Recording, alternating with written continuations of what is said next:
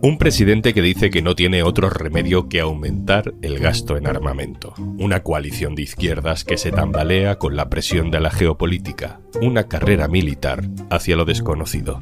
Soy Juan Luis Sánchez. Hoy en Un Tema al Día, 10.500 millones. Claves del nuevo plan militar para España.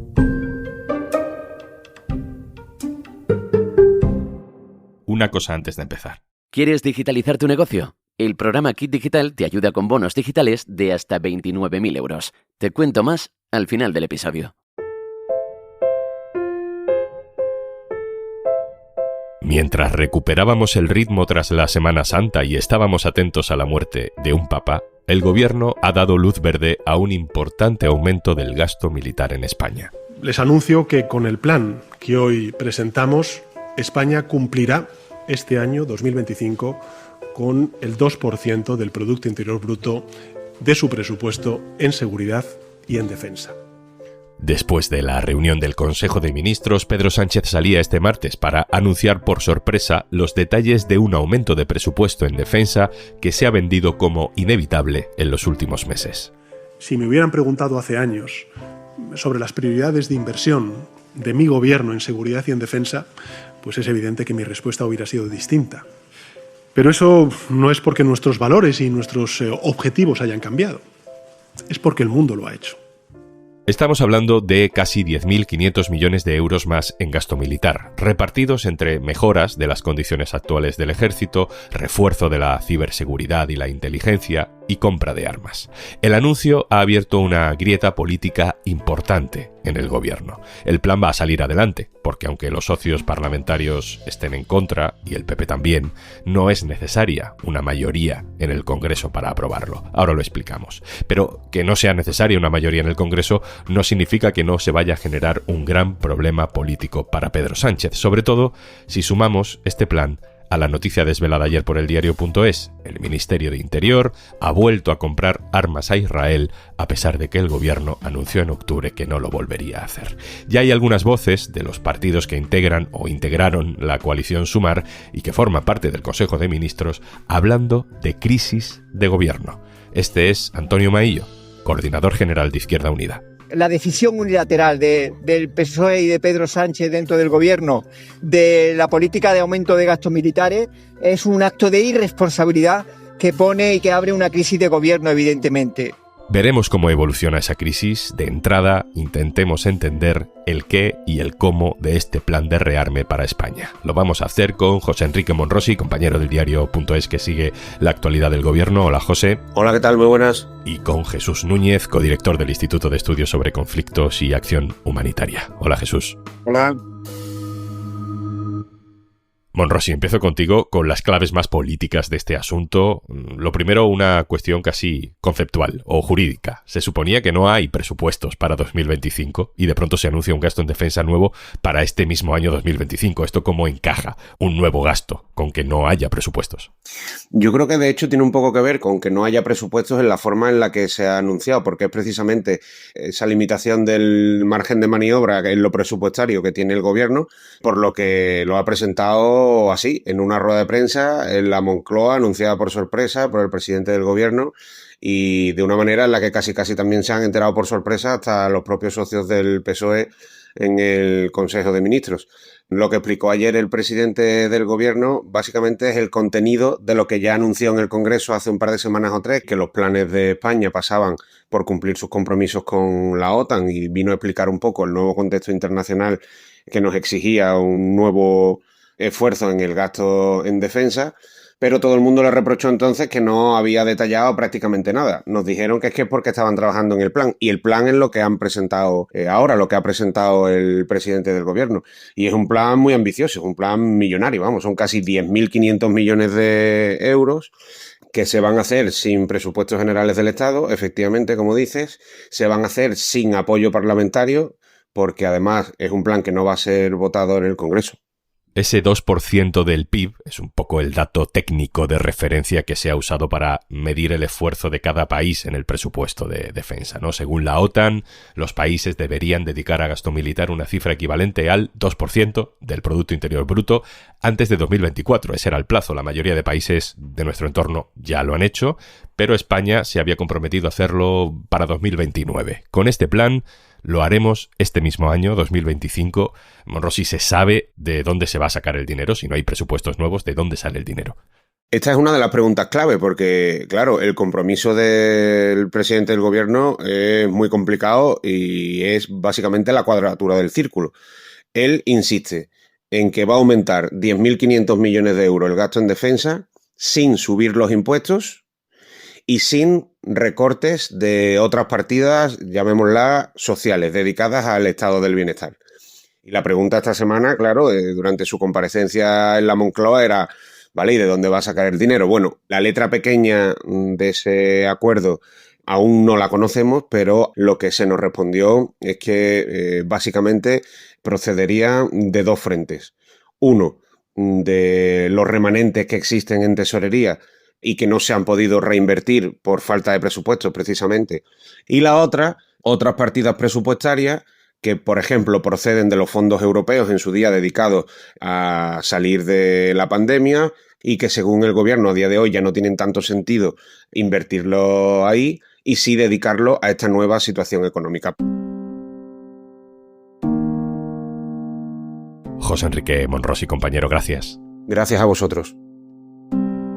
Jesús Núñez, voy ya contigo. Rasquemos lo que podamos en la letra mediana, porque pequeña todavía no tenemos de este plan. Yendo un poco al primer desglose de los gastos, Pedro Sánchez dice que 1/3 del dinero, más o menos, irá a mejorar las condiciones laborales de los militares, otro tercio irá para telecomunicaciones, ciberseguridad, parece que inteligencia, y un 19% para la fabricación, compra de armas y equipos de combate.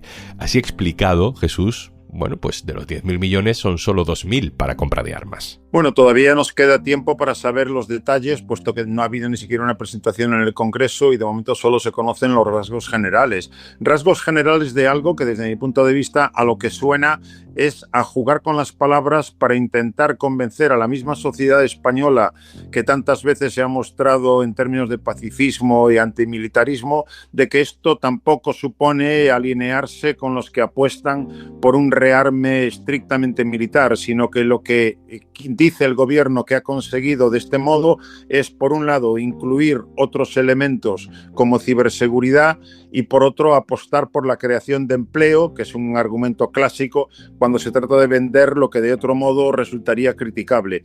El resultado de esos 10.400 millones ya supone jugar con los límites que permite la legislación en la medida en la que, es cierto, el gobierno no necesita ir al Congreso para que se apruebe ese gasto, en la medida en la que lo que se hace es mover partidas entre unos capítulos y otros del presupuesto. Luego, dentro de ese mismo juego, también se puede volver mañana a movilizar partidas que estaban previstas para gastos de personal y acabar convirtiéndolas en gastos de armamento. No podemos asegurar ahora mismo que vaya a ser ni de una manera ni de otra, pero de momento ahí vemos las dificultades del gobierno para intentar aligerar la imagen de alineamiento con la dinámica de rearme en la que está metida la OTAN y la Unión Europea y, por tanto, no perder la cohesión interna del propio gobierno cuando hay posiciones contrarias a esta aprobación de este presupuesto.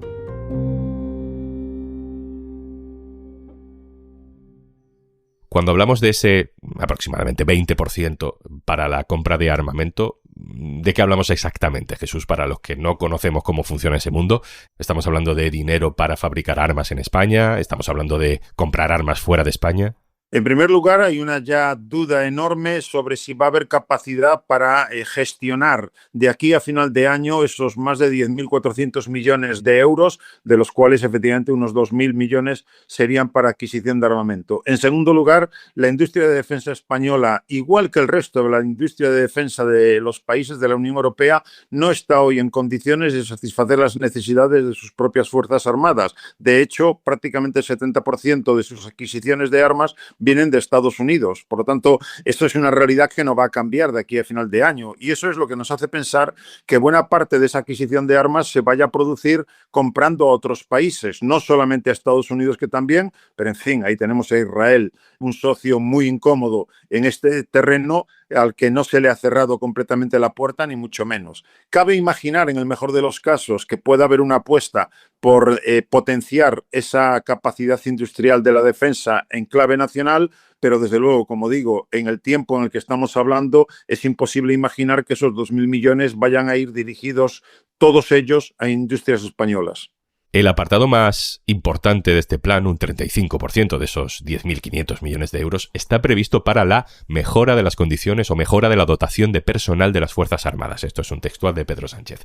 ¿Qué lectura haces tú de esa descripción del gasto? Bueno, por un lado hay que entender que las condiciones tanto de vida como salarios de las personas que ya están alistadas en las Fuerzas Armadas españolas están por debajo de los niveles que tienen en términos de consideración de puestos de trabajo los que están en la administración civil. Por lo tanto, desde ese punto de vista, entiendo corporativamente que siempre se aspira a estar al menos en igualdad de condiciones del resto del personal de la administración pública. Y en segundo lugar, hay que entender que lo que probablemente va a ocurrir es un incremento de la plantilla de las Fuerzas Armadas españolas, al día de hoy alrededor de unos 120.000 efectivos, y que probablemente se vayan a aumentar en 10.000 más, y por lo tanto eso lleva asociado una necesidad presupuestaria también para reclutar a esa gente y para poder pagarles de manera digna. Entiendo que es eso lo que explica esa medida, esos más de 3.000 millones dedicados a la mejora de las condiciones de vida del personal militar. Jesús, terminamos. Decía Pedro Sánchez al justificar esta medida que los principios de su gobierno no han cambiado, que lo que ha cambiado es el mundo que nos rodea. Se explica casi como si no tuviera otro remedio, ¿no?, que tomar esta decisión. ¿De dónde viene la mayor presión para este ciclo de rearme? Desde luego, si pensamos que el compromiso nació en Gales, en una cumbre de la OTAN, pues es evidente que cada vez que hablamos de OTAN hablamos de Estados Unidos. Por lo tanto, la directriz venía muy claramente marcada desde Washington. Pero ahora, si miramos para el futuro, en lugar de para el pasado, lo que ha ocurrido en esta última década, tenemos que entender que es Ucrania quien dispara de forma muy evidente esa dinámica de rearme. Es Putin como amenaza, por un lado, y es Estados Unidos, que ha dejado de ser un socio fiable, por otro lado, lo que impulsa al conjunto de los europeos hacia algo que seguramente el próximo mes de junio, en la cumbre de la OTAN que se va a celebrar en La Haya, se va a oficializar con un nuevo objetivo que como mínimo va a ser del 3% del PIB dedicado a la defensa. No sabemos si también a lo largo de una década para conseguirlo, pero claramente tenemos que entender que lo que viene, queramos o no, nos guste o no, creo que inevitablemente a lo que vamos es a un incremento del gasto de defensa por parte de España y del resto del conjunto de los países de la Unión Europea. Eso es, yo diría, ya a día de hoy incontrovertible, por mucho que, ya digo, genere críticas por parte de quienes vemos que lo que ahora demanda la Unión Europea no es un rearme militar, sino, yo diría, una Europa constituyente, que acabe de entender de una vez que la autonomía estratégica es una necesidad y que eso nos lleve no a lo que se está haciendo, que es incrementos de presupuestos de defensa en clave nacional, sino a una formulación política de la Unión Europea decidiendo qué quiere ser de mayor, en definitiva. Jesús Núñez, muchas gracias. Un placer, hasta la próxima. Y antes de marcharnos, la ayuda de Kit Digital te permite acceder a un amplio catálogo de soluciones digitales con las que podrás mejorar la gestión de procesos, fortalecer tu presencia online, mejorar la ciberseguridad de tu negocio o incluso empezar a usar herramientas con inteligencia artificial si eres mediana empresa. Empieza hoy mismo el cambio que tu empresa necesita. Infórmate en el 900 909 001 o en acelerapyme.es. Únete al cambio digital.